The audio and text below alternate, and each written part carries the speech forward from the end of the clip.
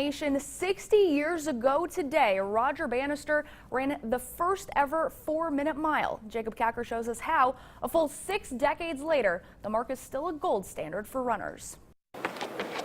In a sport dominated by time, some standards are simply timeless. The 4-minute mile is still a milestone for a lot of guys. That includes Penn State sophomore Brandon Kidder. For him, the 4-minute mile is a measuring stick against athletes both past and present. You can compare yourself not only to people who are alive today, but people who ran before you, and it's so black and white. Just 4 Nittany Lion runners have run sub 4-minute miles in their time in blue and white. Brandon broke the barrier right here in State College, besting the mark by a half a second to win the 2013 Penn State Indoor National.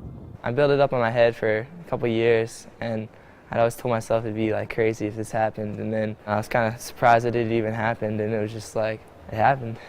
No matter what it feels like at the finish, only 420 runners have ever bested the 4-minute mark in the U.S. The sub 4-minute mile is something that the public understands, which is great for our sport as well. Okay. Yeah. And even though Brandon is part of the club, another sub 4-minute time is always a goal.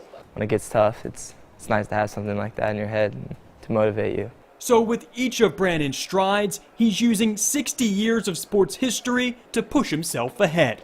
In State College, Jacob Kaucher for Nittany Nation. And actually, over the weekend, Kidder, he broke the Penn State school record for the 1500, which is just a little bit less than a mile. And that was a time of 3 minutes, 38.82 seconds. And that mark actually leads the NCAA. Wow.